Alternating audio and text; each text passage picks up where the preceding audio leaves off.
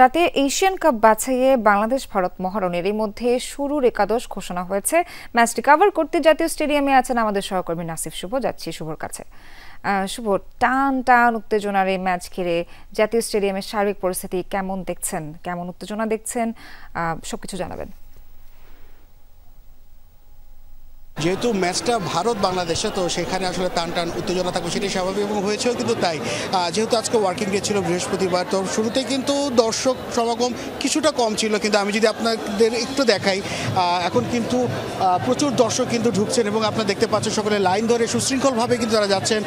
সে সাথে সকলেই কিন্তু প্রত্যাশা করছেন যে আজকের ম্যাচটাকে ঘিরে অ্যাটলিস্ট জয় নিয়ে বাংলাদেশ মাঠ ছাড়বে। কেননা শিলংয়ে যখন বাংলাদেশের সাথে প্রথম এই এফসি কোয়ালিফায়ার্সের ম্যাচটি হয়েছিল, সেখানে কিন্তু গোল শূন্য ড্র করেছিল, কিন্তু সেই ম্যাচে বাংলাদেশ প্রভাব বিস্তার করেছিল এবং এই ম্যাচেও কিন্তু সেটাই তারা চাইবে প্রভাব বিস্তার করতে, সেটাই কিন্তু স্বাভাবিক। কারণ আমরা যতটুকু আমরা বুঝতে পারছি যে একাদশে কিন্তু পরিবর্তন এসেছে, মুরসালিন একাদশে ফিরেছেন এবং ফেরার সম্ভাবনা রয়েছে এবং সেই সাথে কিন্তু অধিনায়ক জামাল ভুঁইয়া, যেটি আসলে আমরা গতকাল পর্যন্ত আমরা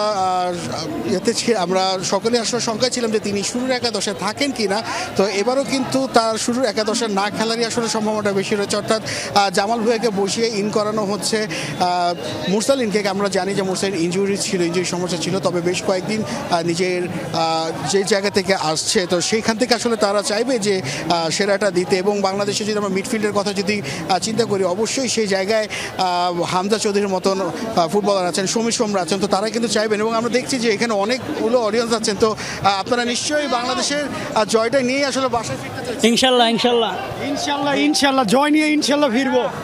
যেহেতু বাংলাদেশ, আমরা জানি যে ভারতের সাথে যখন খেলাটা হচ্ছে তখন একটা বাড়তি উন্মাদনা কিন্তু থাকছে, তো এই ম্যাচ আসলে কিরকম উত্তেজনা বা কিরকম প্রত্যাশা করছেন যে প্রতিদ্বন্দ্বিতা কেমন থাকে? জি, অবশ্যই এটা উত্তেজনাপূর্ণ একটা ম্যাচ।